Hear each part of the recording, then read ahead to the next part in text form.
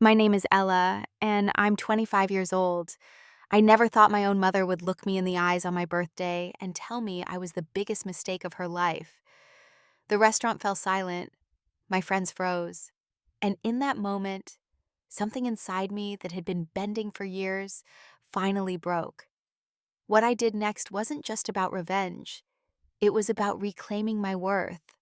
And when I finally confronted her with the truth, her face turned so pale, I thought she might faint. If you're watching this, drop a comment letting me know where you're from. Hit that like and subscribe button if someone you loved has ever broken your heart with their words. Trust me, this story might just give you the courage you need to stand up for yourself too. I should probably start at the beginning to help you understand why my mother's words at that birthday dinner cut so deeply. My relationship with my mother, Diana, has always been complicated at best and devastating at worst. Growing up, I lived in the shadow of her ambition and disappointment. Diana was a successful corporate lawyer in downtown Boston, the kind who worked 80-hour weeks and whose phone never stopped ringing. Her briefcase was always packed with case files, her mind always occupied with legal strategies and client meetings. From my earliest memories, I understood that her career would always come first. I was just the complication that slowed her down. My father left when I was 5 years old. For the longest time, I believed the story my mother told me, that he couldn't handle the responsibility of parenthood and simply walked away. With him gone, it was just me and Diana in our sleek minimalist townhouse that always felt more like a showroom than a home. There were no fingerprints on the glass tables, no drawings on the refrigerator, no evidence that a child lived there at all. Diana wasn't physically abusive, but her emotional absence left scars just the same. She never attended my school plays or science fairs claiming she had important meetings that couldn't be rescheduled. I still remember standing on stage during my sixth grade play scanning the audience for her face and finding only empty seats. When I got home that night, she was working at the dining table and barely looked up when I walked in. "How was your little play?" she asked, her eyes never leaving her documents. "It was good," I said, not mentioning that I had the lead role or that I'd received a standing ovation. "We had a full house." "That's nice," she replied, and that was the end of the conversation. As I grew older, I became desperate for her approval.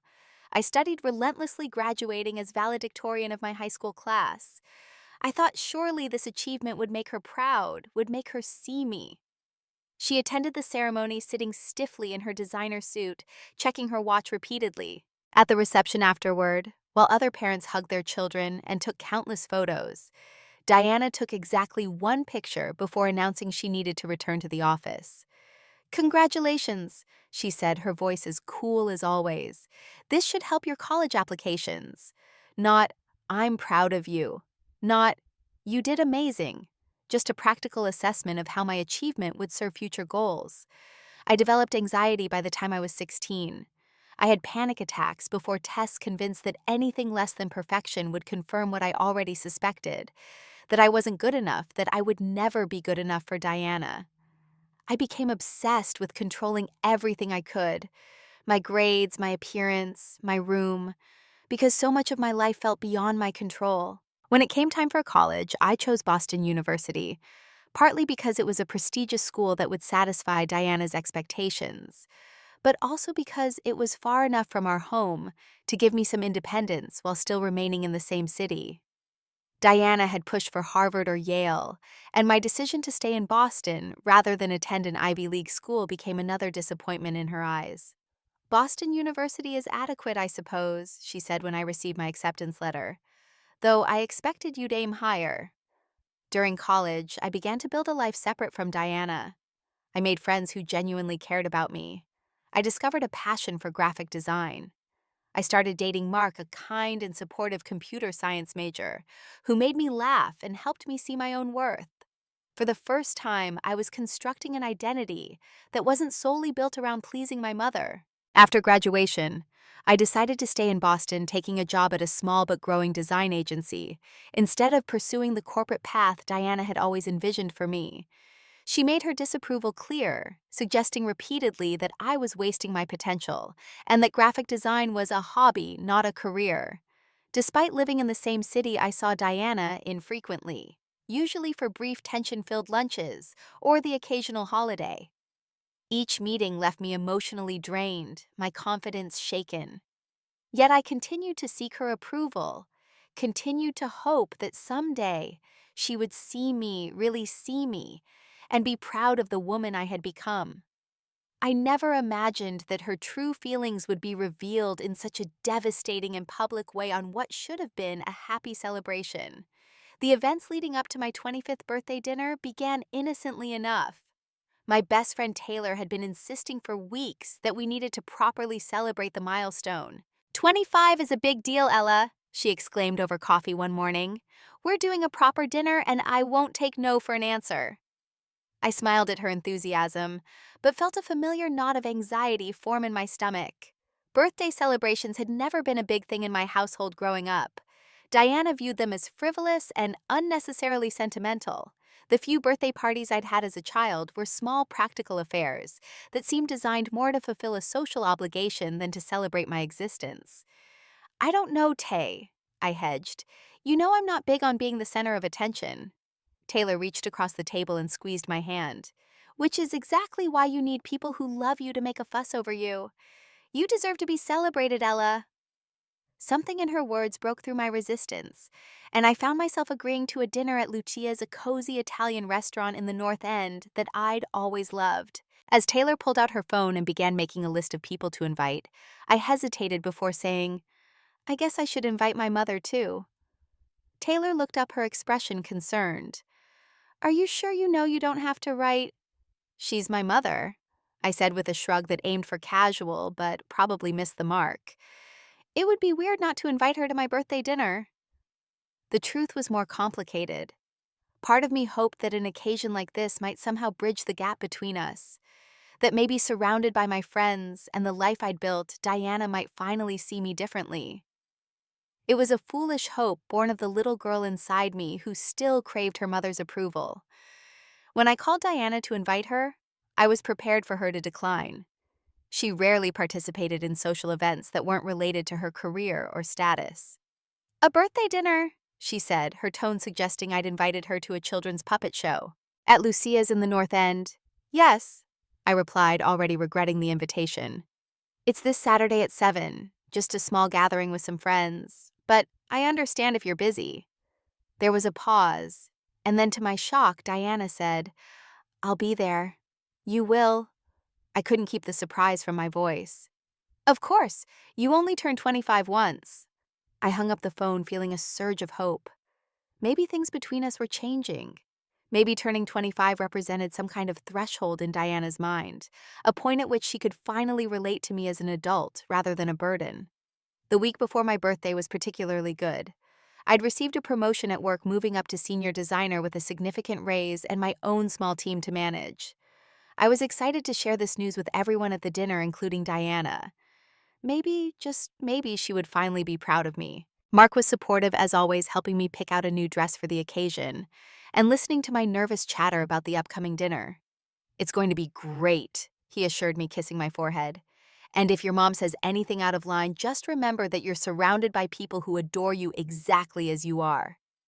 The night of the dinner arrived, and I took extra care with my appearance, choosing a deep blue dress that made me feel confident and sophisticated. Mark whistled when I emerged from the bedroom. You look stunning, he said, his eyes warm with admiration. Ready to celebrate the amazing Ella Barnes. We arrived at the restaurant a few minutes early to greet our guests. Taylor had done an amazing job with the arrangements, securing the private back room, with its exposed brick walls and twinkling string lights. A small table in the corner held wrapped gifts, and a happy birthday banner hung across one wall. My friends began to arrive, coworkers from the design agency, college friends, neighbors from our apartment building. Each arrival brought hugs and laughter, building an atmosphere of genuine warmth and celebration. Diana arrived exactly on time, dressed in one of her impeccable business suits, despite the evening being casual. She air-kissed my cheek and handed me a small, precisely wrapped package. Happy birthday, Ella, she said, her smile not quite reaching her eyes. The restaurant is quaint. I could feel her assessing everything. the decor, my friends, my dress, and finding it all slightly wanting. But I was determined not to let her attitude affect the evening. "Thanks for coming, Mom," I said, genuinely meaning it despite my nerves. "Let me introduce you to everyone."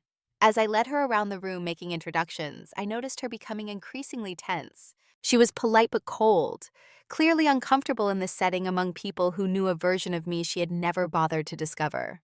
When the waiter came to take our drink orders, Diana requested a gin martini rather than wine, which should have been my first warning sign. Diana rarely drank hard liquor, considering it unprofessional. By the time we were seated for dinner, Diana was on her second martini, her posture rigid and her smile fixed. I was seated at the head of the table with Mark on one side and Taylor on the other. Diana was placed next to Mark, a strategic decision Taylor and I had made, thinking he might help buffer any tension. The first part of the dinner went surprisingly well. The food was delicious, and my friends shared funny stories and memories, creating a lighthearted atmosphere. I began to relax, thinking perhaps my fears had been unfounded. Then, during a lull in the conversation, I decided to share my good news. "Actually, I have an announcement," I said, smiling around the table. "I got promoted to senior designer this week. I'll be leading my own team starting next month." The table erupted in congratulations and questions about what the new role would entail. Everyone seemed genuinely happy for me. Everyone except Diana, whose expression had soured noticeably. "Senior designer," she said, cutting through the celebratory chatter. Her voice had that familiar dismissive tone that always made me feel 2 inches tall. "Is that really the extent of your ambition, Ella? Designing advertisements?" The table fell quiet. Mark placed his hand over mine under the table, a silent show of support. "I create brand identities for major clients, I corrected her gently. "It's creative and challenging work, and I'm good at it." Diana took another sip of her martini. "You could have been a lawyer, you know, or a doctor. Something that actually contributes to society instead of just making things look pretty." I felt my cheeks burn with embarrassment. Design is an important field. It's how companies connect with people, how they communicate their values and messages. "If you say so," Diana replied with a shrug that dismissed not just my career, but my entire value system. Taylor, sensing the growing tension, tried to change the subject. "The cake should be coming out soon. Ella, you're going to love it. It's that chocolate hazelnut one you're obsessed with." But Diana wasn't finished. The alcohol had loosened her tongue, and years of pent-up disappointment came pouring out. "You always settle, Ella. Always have. You could have gone to Harvard, but you chose Boston University. You could have pursued a meaningful career, but you chose to doodle for a living. You could have made something of yourself, but instead—" "Mom," I interrupted, my voice shaking slightly. "This isn't the time or place for this conversation." One of my coworkers, clearly trying to defuse the situation, raised his glass. "To Ella, who's not only an incredible designer but also one of the kindest people I know. You're such a blessing to all of us." Others around the table murmured in agreement, lifting their glasses. But before I could even acknowledge the toast, Diana laughed, a sharp, bitter sound that cut through the room like glass. "A blessing," she said, her voice loud enough for everyone to hear. "You're the biggest mistake of my life." The words hung in the air, heavy and poisonous. The silence that followed was absolute, as if everyone at the table had collectively forgotten how to breathe. I stared at my mother, certain I had misheard her, but the cold contempt in her eyes confirmed the truth of her statement. "Mom," I whispered, my voice barely audible. Diana didn't back down. If anything, the shocked faces around her seemed to fuel her cruelty. "You heard me. A mistake. Do you have any idea what I gave up because of you? I was on track to make partner at Morgan & Sterling by 30. I had a future, a real future. Then I got pregnant with you and everything changed." Mark stood up so quickly his chair nearly toppled backward. "That's enough," he said, his normally gentle voice hard with anger. "You need to leave, now." But Diana wasn't finished. It was as if a dam had broken, releasing years of resentment.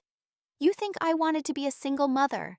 You think I enjoyed sacrificing my career, my social life, my relationships, all for a child who never appreciated any of it, who turned out to be so ordinary." Each word was a physical blow, I felt my chest tighten, my vision blurring with tears I refused to shed in front of her. Around me, my friends sat frozen in horror, witnessing the public execution of the relationship between mother and daughter. I could have given you up for adoption, you know. Diana continued, her voice eerily calm now. God knows I considered it. Maybe we both would have been better off if I had. That was the breaking point. I stood up on shaky legs, knocking over my water glass in the process. I didn't care. I couldn't breathe, couldn't think, couldn't do anything but get away from the venom pouring from my mother's mouth. Excuse me, I managed to choke out before fleeing toward the restrooms. Behind me, I heard Taylor call my name, heard the scrape of her chair as she followed me. I also heard Mark's controlled fury as he addressed my mother. I think you should leave. Now. And don't contact Ella unless she reaches out to you first. In the sanctuary of the restroom, I finally allowed myself to break down. Taylor found me there sobbing uncontrollably, my carefully applied makeup streaming down my face. She didn't say anything at first, just pulled me into her arms and held me while I cried. How could she say that? I gasped between sobs. How could she say that to me in front of everyone? Taylor stroked my hair, her own eyes bright with tears of sympathy and anger. She's wrong, Ella. So wrong. You are not a mistake. You are wonderful and talented and loved by so many people. But in that moment, I couldn't hear her. All I could hear was my mother's voice confirming the fear that had lived in my heart my entire life. I was unwanted, a burden, a mistake. After what felt like hours, but was probably only 15 minutes, I splashed cold water on my face and tried to repair the damage to my makeup. I couldn't hide in the bathroom forever, no matter how much I wanted to. Is she still out there? I asked Taylor, dreading the answer. Taylor nodded grimly. She's acting like nothing happened. Mark offered to escort her out, but she refused to leave. Taking a deep breath, I squared my shoulders. Then I guess we have to go back out there. When we returned to the table, an uncomfortable silence had settled over the group. Diana was sipping her drink calmly, as if she hadn't just shattered her daughter's heart in front of a dozen witnesses. The sight of her sitting there so collected after what she'd done sparked something new inside me. Not just hurt, but anger. I made it through the rest of the dinner in a daze, barely tasting the cake, mechanically opening gifts with a forced smile.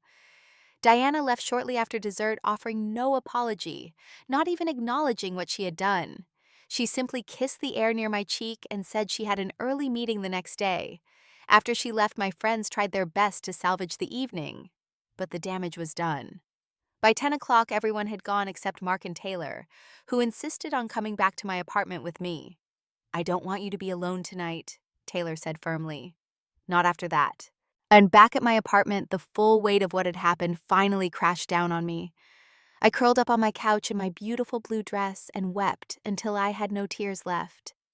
Mark sat beside me holding my hand, while Taylor made tea and called in sick to work for me for the next day. I always knew she didn't really want me, I said finally, my voice hoarse from crying. But to say it like that in front of everyone, to call me a mistake. She's toxic, Ella, Taylor said, her voice gentle but firm. What she did tonight was emotional abuse, plain and simple. And it's not the first time, just the most public. Mark nodded in agreement. You deserve better than this, Ella. You always have. As the night wore on and my initial shock began to fade, something else took its place. A simmering anger that I had never allowed myself to fully feel before. For years, I had accepted Diana's treatment, made excuses for her coldness, blamed myself for not being good enough to earn her love. But hearing her call me the biggest mistake of her life, in front of people who genuinely cared about me, had finally broken something loose inside me. I can't do this anymore, I said, as the first light of dawn crept through my windows. I can't keep trying to win the approval of someone who sees me as a mistake. Neither Mark nor Taylor had slept, keeping vigil with me through the night. Taylor took my hand. Then don't, she said simply. You don't owe her anything, Ella. Not your time, not your energy, not your heart. But she's my mother, I whispered, voicing the thought that had kept me trapped in this destructive relationship for 25 years. Biology doesn't give anyone the right to treat you the way she has, Mark said firmly. Family is about love and respect, not DNA. As I sat there, exhausted and hollowed out, I realized they were right. For my entire life, I had been seeking validation from someone incapable of giving it. I had been defining my worth through the eyes of a woman who had decided I was worthless before I had a chance to prove otherwise. It was time for that to end. Over the next few days, as I recovered from the birthday dinner disaster, I began to think more clearly about my relationship with Diana. I started researching family estrangement and emotional abuse, recognizing patterns in Diana's behavior that I had normalized my entire life. I also began to question the narrative she had always given me about our family. If she could lie so easily about loving me, what else might she have lied about? What other truths had she hidden to maintain her control? My father, who supposedly abandoned us when I was 5, had that been the truth? My maternal grandparents, who Diana claimed wanted nothing to do with us, was that real or another manipulation? With a determination I didn't know I possessed, I began digging into my past. I retrieved boxes of childhood memorabilia from my storage unit, searching for clues about my family history. And in a box I hadn't opened since high school, I found something that changed everything. A stack of letters addressed to me in unfamiliar handwriting, their seals unbroken. They were from my grandparents. Letters spanning years containing birthday cards, holiday greetings, photographs, all apparently hidden from me by Diana. The most recent was postmarked just 2 years ago. With shaking hands, I opened the latest letter and began to read. "Dearest Ella," it began. "Another birthday has come, and again we wonder if you'll receive our card and gift. Your mother assures us that she passes our messages along, but we've never heard back from you directly. We want you to know that we think of you every day, and that our door is always open to you should you ever wish to know us." The letter continued, filled with warmth and longing from grandparents who had apparently been reaching out to me for years, believing I was the one rejecting contact. As I read more letters, a different picture of my childhood emerged. My grandparents had wanted to be involved in my life, had offered financial and emotional support that Diana had rejected on my behalf. They had even set up a college fund for me, money that had mysteriously never materialized when I went to university. Further searching revealed more secrets. In a folder containing my birth certificate and other important documents, I found legal papers relating to my parents' divorce. According to these documents, my father had fought for joint custody, but had been systematically blocked by Diana and her legal connections. The courts had eventually ruled in his favor, but by then, Diana had poisoned me against him so thoroughly that I had refused to see him during scheduled visitations. The more I discovered, the more my shock turned to cold, clear anger. Diana hadn't just emotionally neglected me.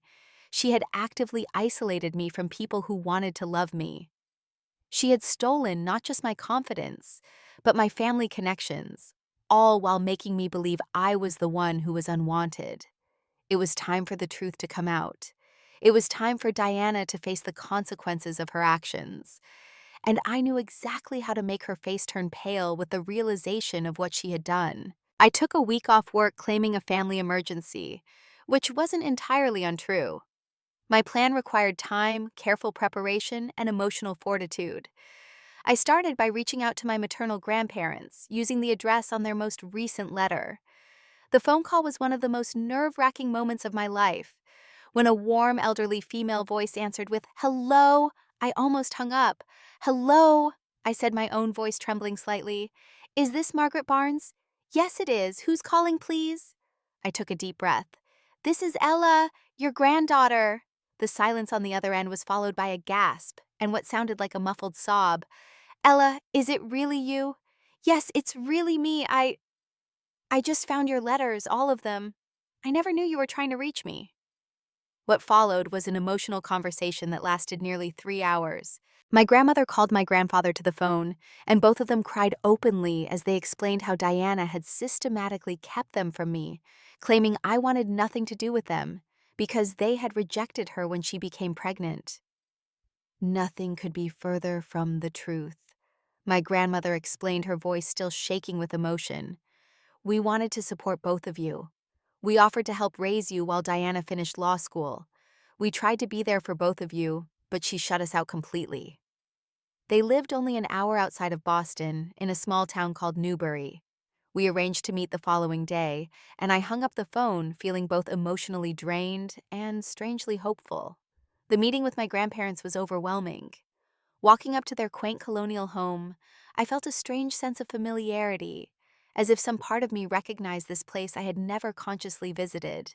Margaret and Robert Barnes were in their 70s with kind faces that showed traces of Diana's features, but softened by genuine warmth. They embraced me the moment I stepped onto their porch, hugging me with a desperate joy that brought tears to all our eyes. "You look so much like your father," Margaret said, cupping my face in her hands.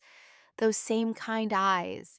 Inside their home over tea and homemade cookies, they showed me photographs I had never seen of my parents' wedding, of Diana pregnant with me, looking happy and hopeful, of me as an infant in my father's arms. "Your father adored you," Robert told me. "After the divorce, he fought so hard to remain in your life. But Diana had powerful friends in the legal system, and she was determined to cut him out completely." "Where is he now?" I asked, hardly daring to hope. They exchanged glances. "He remarried about 10 years ago and moved to Chicago. We've stayed in touch over the years. He never stopped asking about you, never stopped hoping you might reach out when you were older." With their help, I found my father on social media. James Wilson, now a professor of English literature at Northwestern University. His profile showed a kind-faced man in his 50s, with a woman I assumed was his wife, and 2 teenage children, my half-siblings I had never known existed. The message I sent him was simple. "Dad, it's Ella. I've just learned the truth about what happened when I was young. I'd like to talk if you're willing." His response came within hours, filled with disbelief and cautious joy. We arranged a video call for that evening, and when his face appeared on my screen, I saw immediately what my grandmother had meant. We had the same eyes. "Ella," he said, his voice breaking, "I can't believe it's really you." Our conversation was painful but healing. He explained how he had tried repeatedly to be part of my life, sending letters, gifts, and child support payments that Diana returned or kept from me. He showed me court documents proving he had fought for visitation rights for years before finally being forced to accept that Diana had turned me against him so thoroughly that continued attempts might do more harm than good. "The hardest decision I ever made was stepping back," he told me, wiping tears from his eyes. "But you were so distressed during the few supervised visits we had. You believed I had abandoned you, that I didn't want you. Diana had convinced you so completely. The court-appointed psychologist advised that forcing contact might traumatize you further." He had kept all the school photos. Diana had been legally required to send him all the report cards and awards notices. He had followed my life from a distance, aching to be part of it, but respecting what he believed were my wishes to keep him away. Learning that he had never abandoned me, that he had wanted me all along, was both heartbreaking and healing. The narrative that had shaped my entire life, that I was unwanted, a burden, a mistake, was crumbling before my eyes, revealing a very different truth. Over the next few days, I pieced together more of the reality Diana had hidden from me. My father sent me copies of legal documents showing that Diana had violated their divorce agreement repeatedly. My grandparents shared financial records proving that Diana had used the college fund they had established for me for her own purposes, claiming to them that I had rejected their blood money. Each revelation strengthened my resolve. This wasn't just about Diana's cruel words at my birthday dinner anymore. This was about decades of deliberate manipulation and isolation, about a lifetime of lies that had shaped my self-worth and identity. With the support of my newly discovered family, along with Mark and Taylor, who remained steadfastly by my side, I formulated a plan for confrontation, not a public humiliation. I wasn't interested in stooping to Diana's level, but a controlled private reckoning where the truth would finally come to light. I asked my grandparents if we could host a family gathering at their home, explaining what I intended to do. They agreed without hesitation, offering their full support. My father couldn't travel on such short notice due to teaching commitments, but he promised to join by video call. Then came the most difficult part, inviting Diana. I sent her a carefully worded email suggesting that I wanted to reconcile after the unfortunate incident at my birthday dinner. I mentioned that I was visiting my grandparents and thought it might be a good opportunity for all of us to reconnect as a family. Her response was exactly what I expected: condescending and self centered, expressing mild surprise that I had found my grandparents, but agreeing to come if it will help you move past your overreaction to a simple misunderstanding. The day of the confrontation arrived, and despite my nervousness, I felt strangely calm. This was about truth, not revenge. About finally breaking free from a lifetime of emotional manipulation. Whatever happened today, I would no longer be defined by Diana's perception of me.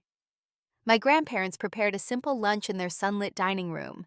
Mark and Taylor were there for moral support, staying in the background, but providing their steady presence.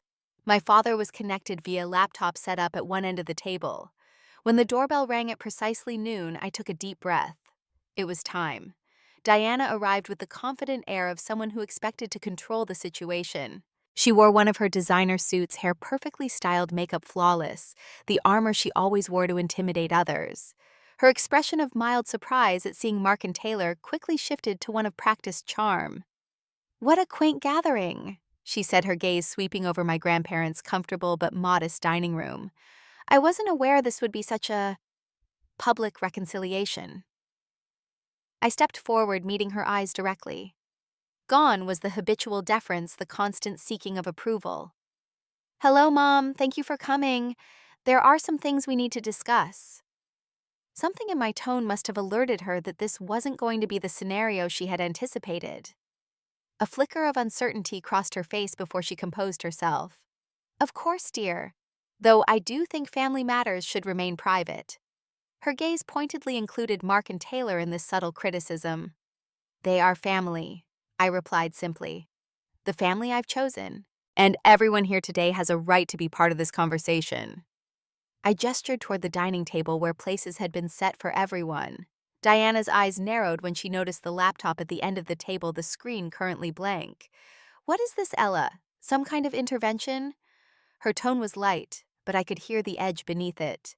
"Not an intervention. A reckoning." I nodded to my grandfather, who pressed a key on the laptop. The screen came to life, revealing my father's face. Diana physically recoiled, her composure slipping for the first time. "James," she hissed, color draining from her face. "What is the meaning of this?" My father's expression remained calm. "Hello, Diana. It's been a long time." Diana turned to me, her eyes flashing with anger. "Is this your idea of a reconciliation? Ambushing me with your father, who abandoned us when you were a child?" "That's not what happened," I said, my voice steady despite the adrenaline coursing through my veins.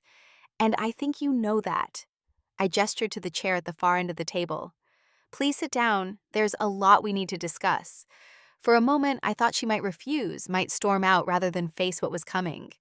But Diana had never been one to retreat from a confrontation she believed she could win. With a tight smile, she took the offered seat. I remained standing, drawing strength from the supportive presence of my newly discovered family and my chosen one. The speech I had prepared seemed inadequate now, so I decided to speak from the heart instead. "All my life," I began, "I've believed a story about myself and my family. A story you told me, Mom, that I was a burden, that my father abandoned us because he couldn't handle parenthood, that my grandparents wanted nothing to do with us because they were ashamed of your pregnancy, that I was fundamentally unwanted." Diana started to interrupt, but I held up my hand, and to my surprise, she fell silent.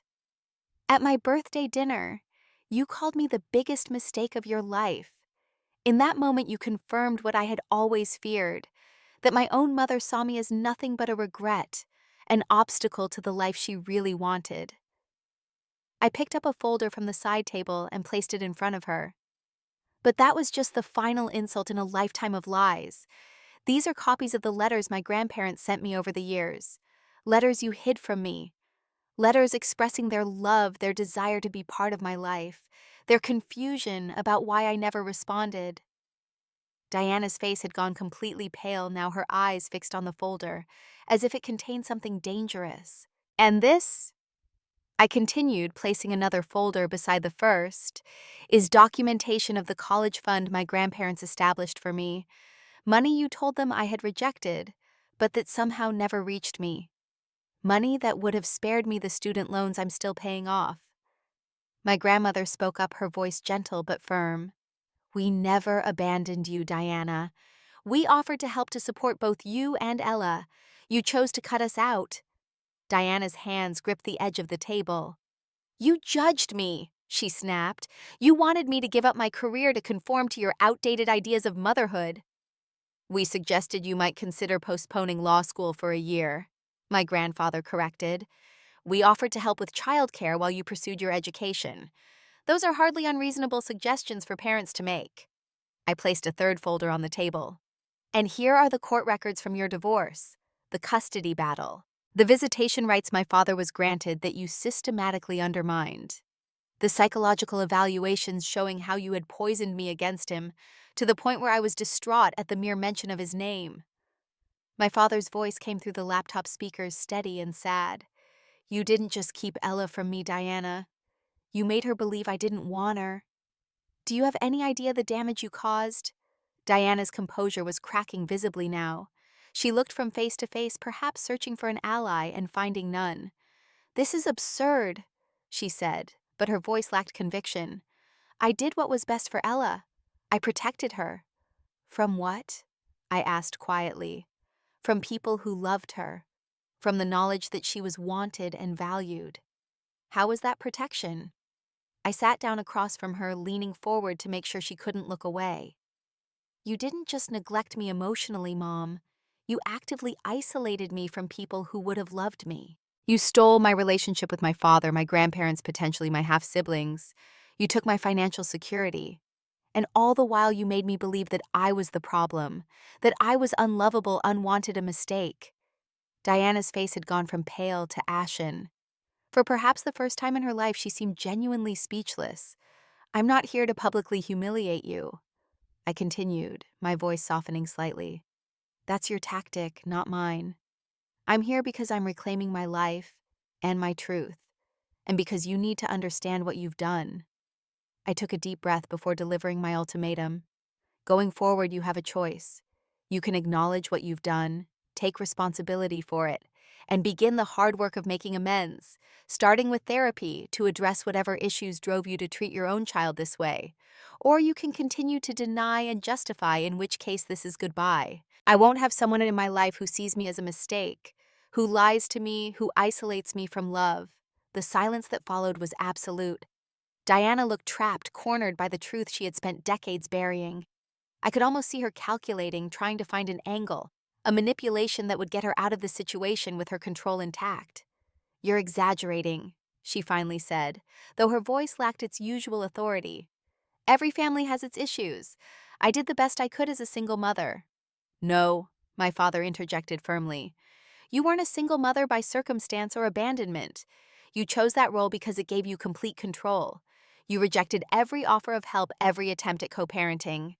Diana's eyes flashed. So this is about punishing me, making me grovel. Is that what you want, Ella?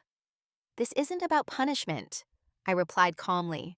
It's about truth and choices. I'm giving you the chance to be part of my life going forward, but only on new terms. Terms that include honesty, respect, and accountability. I could see the moment Diana realized she couldn't manipulate her way out of the situation. Her face shifted through several emotions: anger, calculation, and finally something that might have been fear. And if I refuse these terms, she asked, her voice tight. Then you lose me, I said simply. For good this time. No more chances, no more trying to earn your approval. I'll move forward with the family that actually wants me, both the one I was born into and the one I've chosen. Diana stood up abruptly, nearly knocking over her chair. This is ridiculous. I don't have to sit here and be attacked in this way. I'm leaving. No one moved to stop her. As she reached for her purse, my grandmother spoke again, her voice gentle but firm. Diana, running away won't change the truth. It won't undo what you've done. Wouldn't it be better to stay and try to understand? To begin to heal? For a moment, I thought I saw something crack in Diana's perfect facade. A glimpse of the wounded person beneath the armor. But just as quickly it was gone, replaced by the cold, controlled mask I had known all my life. I don't need to be psychoanalyzed by amateurs, she snapped. Ella has clearly made up her mind about me, so there's nothing left to discuss. She turned to me, her expression hard. When you're done with this little rebellion and ready to apologize for this ambush, you know where to find me. With that, she strode from the room, her heels clicking sharply on the hardwood floor. Seconds later, we heard the front door slam. In the silence that followed, I felt a strange mixture of emotions. Sadness for what might have been relief that I had finally spoken my truth, and most surprisingly, a profound sense of freedom. Diana had walked out, refusing to acknowledge her actions or take responsibility for them. But her reaction had only confirmed what I needed to know. She was incapable of putting anyone's needs above her own, even now. My grandmother came to me, wrapping her arms around my shoulders. "You were so brave," she whispered, "and I'm so sorry we weren't there for you all these years." "You tried to be," I reminded her. "She prevented it. But we're here now, and that's what matters." My father's voice came through the laptop, thick with emotion. "I'm so proud of you, Ella. And I'm so grateful for the chance to be your father again, even from a distance." Mark and Taylor moved closer, forming a protective circle around me. "You did it," Taylor said, squeezing my hand. "You stood up for yourself." "And you weren't alone," Mark added, his arm around my waist. "You'll never be alone again." Looking around at these people who genuinely cared for me, who saw me as a blessing rather than a burden, I realized something profound. Diana's rejection had never been about my worth. It had been about her limitations, her inability to love selflessly. The problem had never been me. For the first time in my life, I was truly free of the weight of her expectations, her criticism, her conditional affection. Whether she ever came to terms with what she had done, whether she ever took responsibility or sought to make amends, I would be okay. Because I had found my real family, both the one Diana had hidden from me and the one I had built for myself. And in that moment, surrounded by love, I knew that I was anything but a mistake. The weeks and months that followed my confrontation with Diana were a time of profound healing and discovery. Free from the weight of seeking her approval, I began to explore who I really was and what I truly wanted from life. It was like breathing freely after years of constriction colors, becoming more vibrant, joy more accessible. Building a relationship with my grandparents was one of the greatest gifts of this period.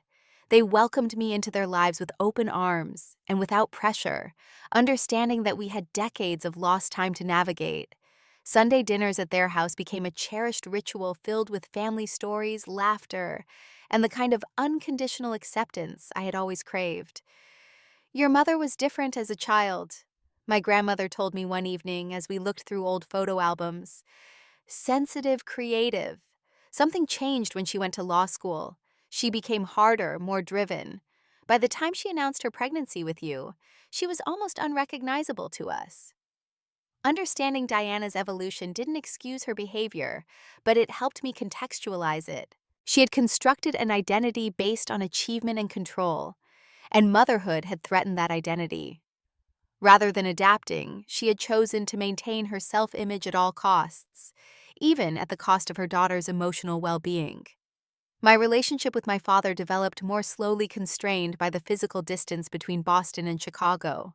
We began with weekly video calls, gradually filling in the vast gaps in our knowledge of each other. He sent me boxes of saved mementos, my baby photos he had managed to keep, birthday cards he had bought, but been unable to send, news clippings of my high school achievements he had carefully preserved. "I followed your life from afar as best I could," he explained. "I wanted you to know if we ever reconnected that I had never stopped thinking about you." 6 months after our initial reunion, I flew to Chicago to meet him in person. The moment at the airport when he embraced me for the first time in 20 years was overwhelmingly emotional for us both. Meeting my stepmother Karen and my half-siblings Michael and Sophie was both strange and wonderful. They had known about me my entire life, had seen my photos, and heard stories about me from my father. "Dad talks about you all the time," Sophie, who was 16, told me during that first visit. "It's kind of cool to finally have a big sister." Therapy became an essential part of my healing journey. With professional help, I began to untangle the complex web of beliefs about myself that had formed under Diana's influence. I learned to recognize the inner critic that spoke with her voice, always finding me inadequate, always pushing me to prove my worth. Gradually, I learned to quiet that voice and replace it with a kinder internal dialogue. Mark was my rock throughout this process, patient and supportive as I worked through my issues with trust and self-worth. Our relationship deepened as I became more whole, more capable of genuine intimacy, without the fear of abandonment that had always shadowed me. Taylor remained my fiercest advocate, celebrating every step of my healing journey. "I always knew you were stronger than you realized," she told me. "I'm just glad you finally see it too." As for Diana, she maintained her silence for nearly 2 months after our confrontation. No calls, no emails, no attempts to reach out.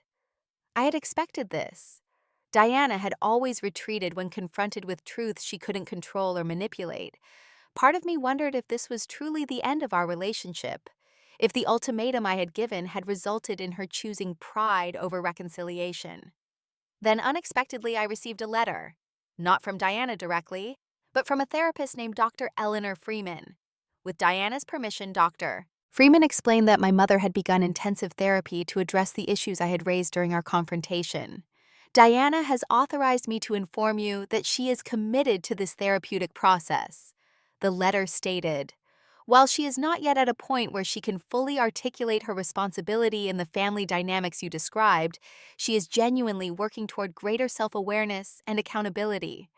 She has expressed a desire to eventually rebuild a relationship with you, should you be open to that possibility, once she has made more progress." The letter was careful, professional, making no promises beyond Diana's current commitment to therapy. There was no pressure for me to respond, no timeline for reconciliation. It was perhaps the first respectful communication I had ever received that involved my mother. I decided to take a cautious, measured approach. I responded to Dr. Freeman expressing appreciation for the update and a willingness to consider carefully supervised contact with Diana after she had made significant progress in therapy. It was more than I had expected to offer, but less than the immediate forgiveness Diana might have hoped for. 2 months later, we had our first meeting in Dr. Freeman's office, neutral territory with a professional mediator present. Diana looked different somehow, less perfectly put together, more human. There was a vulnerability in her eyes that I had never seen before. "Thank you for coming," she said, as I sat across from her. "I'm here to listen," I replied, maintaining the boundaries I had established with Dr. Freeman's help. The conversation that followed was difficult, halting, imperfect. Diana struggled visibly with acknowledging her actions, without qualifications or justifications. But there were moments of genuine breakthrough, like when she admitted, "I was terrified of failing as a mother, so I protected myself by keeping you at a distance. It was wrong, and it hurt you deeply. I see that now." It wasn't a complete transformation, and I had no illusions that decades of ingrained behavior would change overnight. But it was a beginning, a small crack in the wall of denial that had defined our relationship for so long. We established a carefully structured rebuilding process, monthly meetings with Dr. Freeman at first, with clear boundaries and expectations. Diana would continue her individual therapy, and I would maintain mine. There would be no pressure for forgiveness or closeness beyond what developed naturally over time. Most importantly, I made it clear that my newly established relationships with my father, grandparents, and half-siblings were non-negotiable. Diana would need to accept that she was no longer the gatekeeper of my family connections. To my surprise, she agreed to these terms without argument. "I've lost the right to make demands," she acknowledged. "I can only hope to earn back some small measure of trust." A year after the disastrous birthday dinner that had set everything in motion, I celebrated turning 26 in a way that would have been unimaginable 12 months earlier. My grandparents hosted a backyard barbecue at their home, with my father flying in for the occasion. Mark and Taylor were there, along with friends from work, and my half-siblings who had come east with my father for their spring break. Diana was present too, though in a limited capacity. She came for dessert and gift-giving, staying for just an hour, a compromise we had worked out with Dr. Freeman's guidance. She was subdued, clearly uncomfortable in this gathering, where she no longer controlled the narrative, but she made a genuine effort to be pleasant and respectful. As the party wound down and guests began to leave, I found myself sitting alone on my grandparents' porch swing, taking a moment to absorb the remarkable changes in my life. Mark found me there, sliding onto the swing beside me and taking my hand in his. "Penny for your thoughts," he said softly. I leaned my head on his shoulder. I was just thinking about how different this birthday was from the last one, about how much has changed. For the better, definitely for the better, I confirmed. A year ago, I believed I was unwanted, a mistake. Now I know I'm surrounded by people who genuinely love me, including you. Mark kissed the top of my head. I do love you. Very much. We sat in comfortable silence for a moment before he spoke again. Watching you stand up to Diana, watching you rebuild your life on your terms. It's been inspiring, Ella. You're the strongest person I know. I smiled at that. I didn't feel strong at the time. I felt terrified. That's what makes it brave, he pointed out. Doing the hard thing even when you're scared. As the sun began to set, casting long golden shadows across the lawn, where my father was helping my grandfather pack up folding chairs, where Taylor was deep in conversation with my grandmother, where my half-siblings were playing with the neighbor's dog, I felt a profound sense of peace settle over me. The journey wasn't over. My relationship with Diana remained complicated, and probably always would.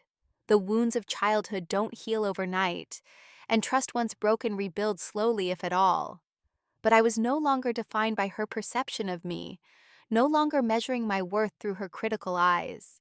I had discovered the truth about my past, reconnected with family, who truly wanted me, and built a support system of people who valued me for exactly who I was. Most importantly, I had found my own voice and the courage to use it. "You're the biggest mistake of my life," Diana had said on that terrible night a year ago. But in standing up to her and refusing to accept that narrative any longer, I had discovered something powerful.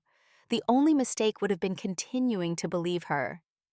Have you ever had to confront a toxic family member who hurt you deeply? How did you find the strength to stand up for yourself? Share your story in the comments below.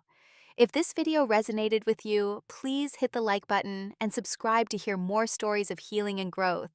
And don't forget to share with someone who might need to hear that they're not a mistake, no matter what anyone has told them. Thank you for listening to my journey, and remember, your worth is never determined by those who fail to see it.